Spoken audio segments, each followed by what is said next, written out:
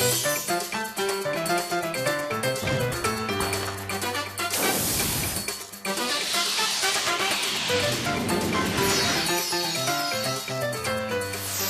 this episode of Dolce Vita, take craft beer tasting to the next level with innovative gastropub delights. Be dazzled by glistening precious-colored gemstones. Explore the future of offices and workspaces. And share stories about realizing one's full potential in life. Many people love the British pub culture as its cozy and unfussy nature is best for those who need a break from their busy daily routines. That's why pubs have always been one of the most popular spots for happy hour in Hong Kong. There is no better way to end a workday than by enjoying your favorite beer with a big plate of delicious food while recapping the day's events with your good friends. Nowadays, there are even pubs that house on-site brewing facilities, which is good news for the growing beer enthusiasts in the city. There's nothing better than stumbling upon a great pub where the people are friendly, the atmosphere is laid back, and the drinks are sublime.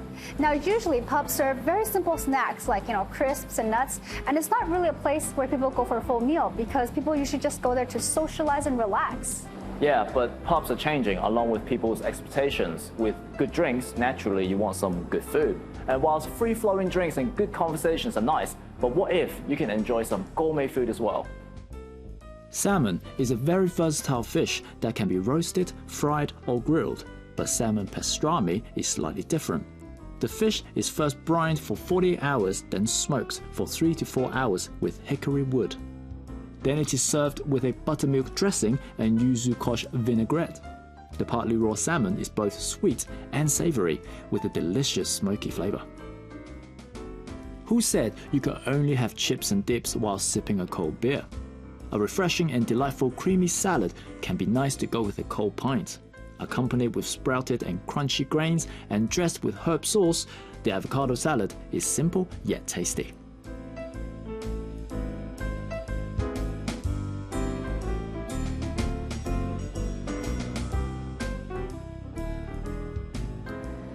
Darren, I think that a lot of people usually dismiss salad as a health food and wouldn't usually order it at a pub. But this salad was delightfully fresh, and the creamy avocado and cheese paired very well with the bitterness of the hops from the beer. Right, and as for my salmon steak, I think they deliberately cooked it slightly raw, which I like. But if you're worried like it tastes too seafoody, fear not, because they got a layer of black pepper on top, which gives it a smoky and slightly spicy flavor, and it balances the buttermilk sauce really well. Besides drinking it, beer can also be used for cooking. Before putting the whole French yellow spring chicken in the oven, the chef marinated it with IPA beer and fresh grapefruit for 12 hours. Served with a selection of sides, the aromatic chicken is a dish that will keep you wanting more.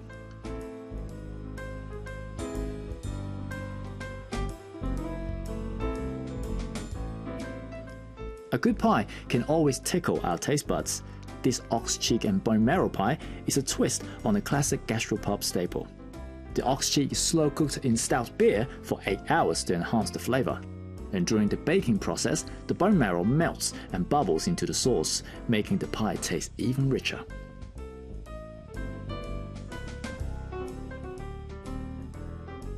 Pie, beer, pub, classic combination. However, this is the first time I've ever had a pie with a bone in the middle.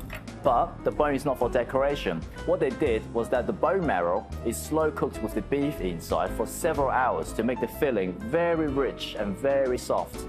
And you got the puff pastry outside, which is very crunchy, and it's just perfect. Well, my French-style roasted chicken is also a showstopper. The skin is crispy, the meat is juicy, tender, and succulent, and the sides, wow, they pair so well with the chicken gravy. Absolutely delicious.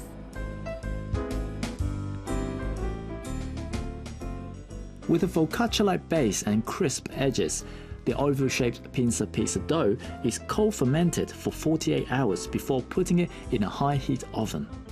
Topped with guanciale, mozzarella, pecorino cream, egg yolk, and a sprinkle of freshly cracked black pepper, this Roman-style pizza has a slight smokiness which strikes a good balance to the richness of the cheese. Now, when we talk about carbonara, naturally you would think of Pasta.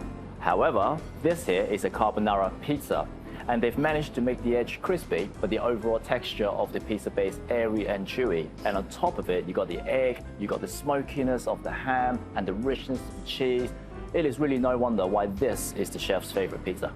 Yes, and we've had some amazing craft beer, some modern gastropub food. Now I'm just looking forward to dessert.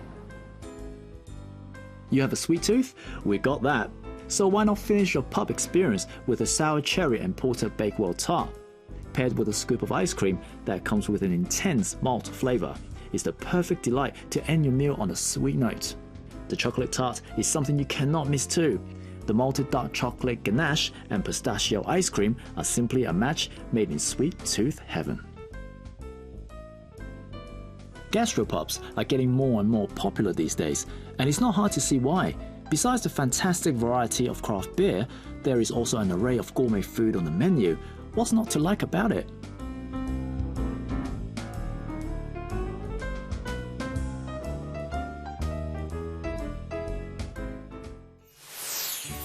A lot of people are fascinated by gemstones, and I have to say I'm one of them. Because gems have very unique qualities that are very appealing, whether it's the appearance, the rarity, or the symbolism. But did you know that not a lot of gems make good jewelry stones because some are too fragile to wear? So the question is, how do we choose a gemstone?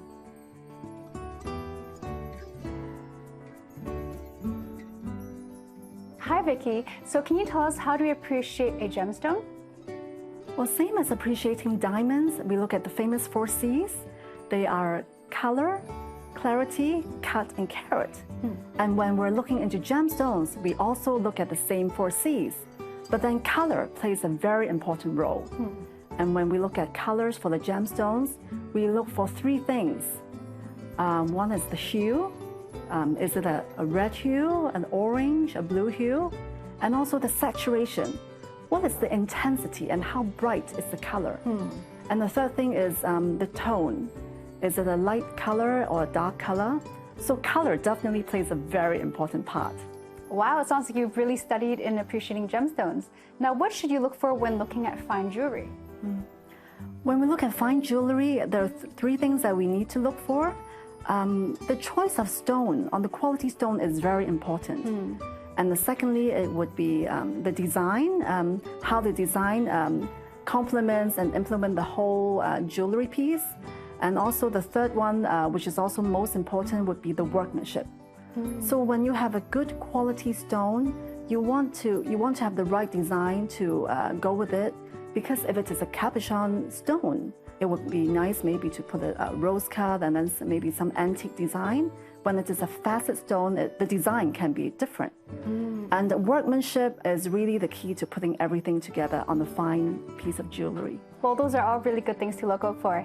Now let's talk about semi-precious gemstones. Why do you think people should look into those? Well, the semi-precious stones, in the recent few years, it has become much rare in market because of the mines are depleting. And thereby also the prices has gone up a lot. Well, other than the 3 classic gemstones, they are the ruby, sapphire, and emerald. There's also a wide range of gemstones that's very attractive to the eye and very popular by the jewelry lovers. There is the Paribas Tourmaline, for example. The color is very attractive because in a sense it is a special neon color. It's a bluish green stone. It's very rare in the market. And the color, it really glows from inside of the stone. So highly sought after by jewelry collectors worldwide.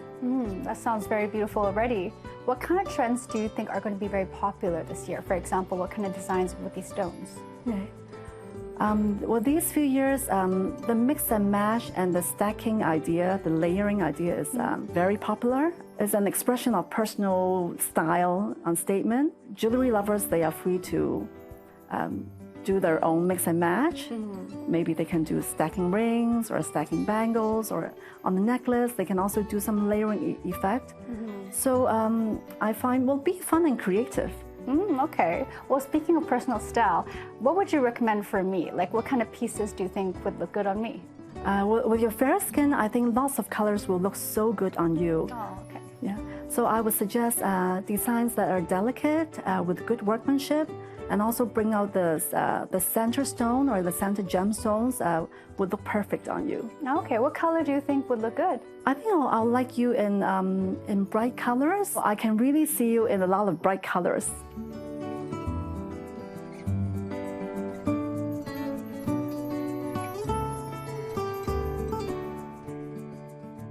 Separating gemstones into precious and semi-precious categories can kind of give some people the idea that precious gemstones are more valuable and more desirable than semi-precious stones. However, the truth is that sometimes semi-precious stones are even more valuable than precious stones. Personally, I think that all gems are valuable because they have the power to make us feel confident and beautiful when wearing it. Wouldn't you agree? After the break, check out innovative ideas that are shaping the future of workspace. And explore the true meaning of when passion meets purpose.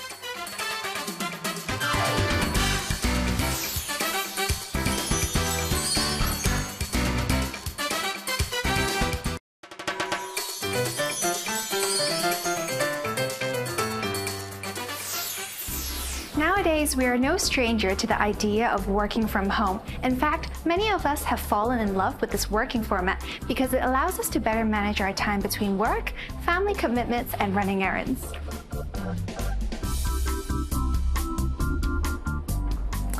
Well, to my surprise, I actually know quite a lot of people who prefer commuting to work and then working from their office desks.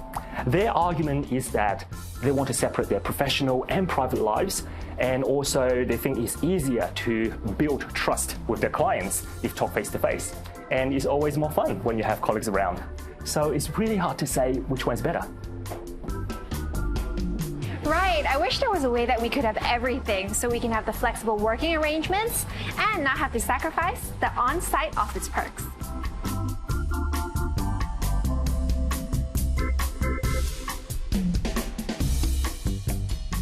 The co-working concept fits Hong Kong perfectly because of the fast-paced culture. We're always on the go and we need the flexibility. There are a lot of changes coming up because it is a rather new industry compared to other traditional industries. One of the major changes that's coming up is that a lot of operators are moving away from traditional leases and going towards landlord partnerships. There's a huge shift in the future of co-working space. It's heavily driven by the demand of flexibility. People really need that flexibility, and we see that companies are moving towards a more flexible approach towards work. For example, work from home arrangements, hybrid work arrangements, and working across different cities. A lot of companies are adopting a hub and spoke model where they have their flagship offices in CBD areas such as Central, and they have their back-end offices in traditionally industrial areas or more residential areas. Leaders of different industries are seeing the benefits of having these hybrid work arrangements. So they're really depending on workspaces to offer these solutions to their employees.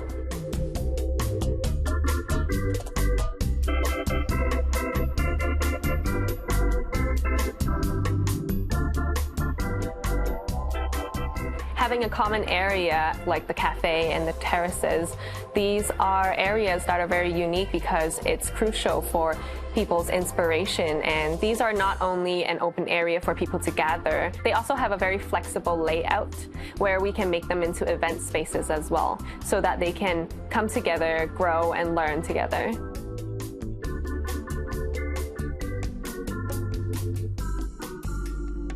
In this ever-changing world, the way that people interact continues to evolve.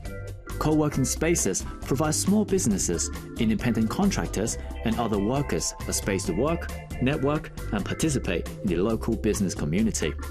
From meeting other business professionals to collaborating on different projects, the co-working spaces are not only a place to work, but a shared location where people with varying business ideas can learn from one another and thrive.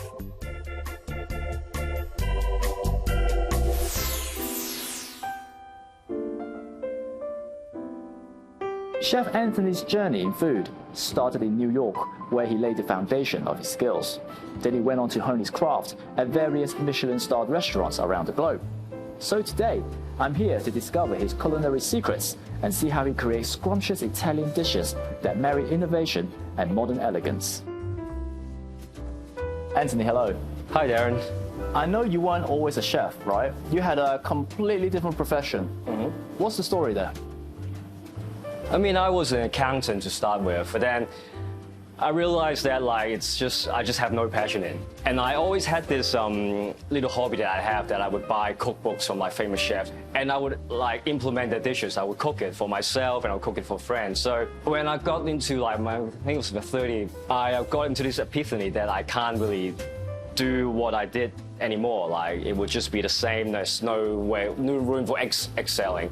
So I just bought this ticket to New York and enrolled in a culinary school so I can pursue my dream in culinary.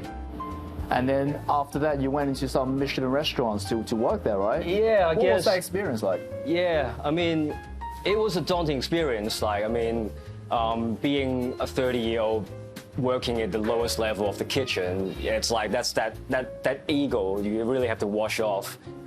But then the silver lining is that you're surrounded with people who loves food. They would always give you a chance. If you don't give up, just keep going at it. At the end, when you eventually reach that point, reach that standard, the knowledge and the experiences yourself take. So it's all worth it at the end. So yeah. And how has them influenced your own dishes? For example, the scallop carpaccio, in my point of view, would be the best of two worlds.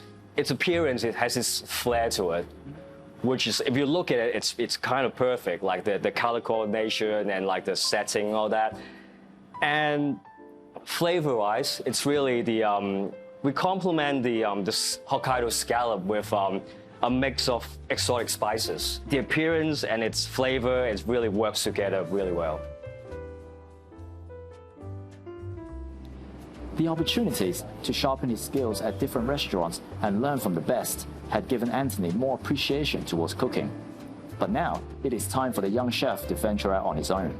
From the iconic art wall to the wholesome comfort foods, he presents rustic Italian touches to his dishes to create the feeling of home for his visitors. And now let's talk about pasta. Why do you insist on making it from scratch? With handmade pasta, my passion would be it really brings something different to the table, because it's an incredibly simple ingredient. It's really just egg yolk and flour mixed together. But what makes my pasta better than yours is that it's a personal touch. During the process of making pasta, you really need to feel it. Use your intuition to know when to proceed to the next stage of the process. Hence, every pasta is a little bit different. It's a personal creation. It's really a connection between me and the person enjoying that pasta, and that's what I like about it. That personal touch. Yeah, that personal touch. And when you create a new dish, what's the biggest challenge in your opinion? In terms of Italian cooking, it has this really strong tradition that you have to follow. It's just, I'm against that, but it's really, you have to follow those rules. So the way I tackle it is I would use subtle ways to enhance the dish instead of changing the dish completely. An example would be my duck ragu. It's a really gamey dish with a high fat content. What I did was I added some Vendoux, which is a French wine, French yellow wine, as well as some cocoa powder to really balance out the gaminess while bringing up the unique flavor of it.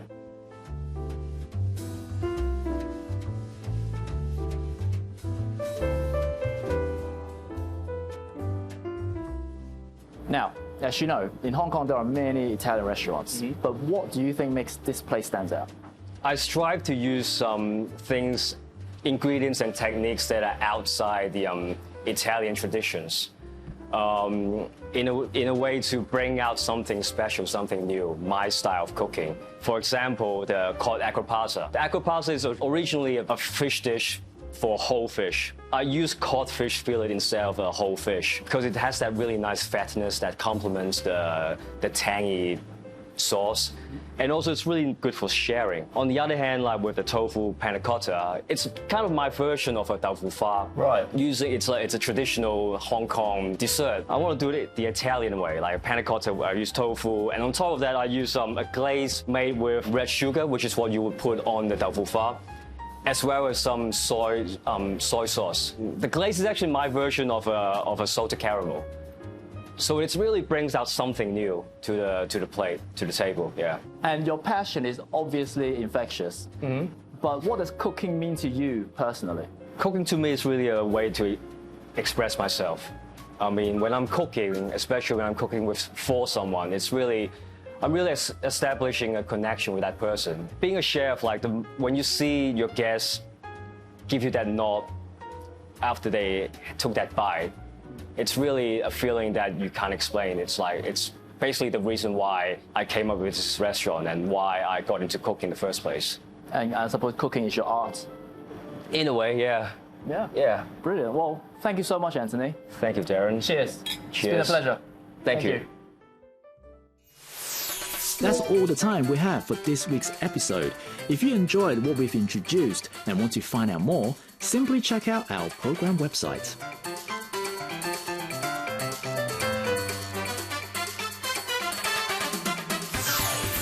In the coming weeks, sit back and take pleasure in gourmet food from around the world. Explore ways to look gorgeous, keep up with the latest trends, and connect with inspiring people from different backgrounds. Be sure to tune in again next time.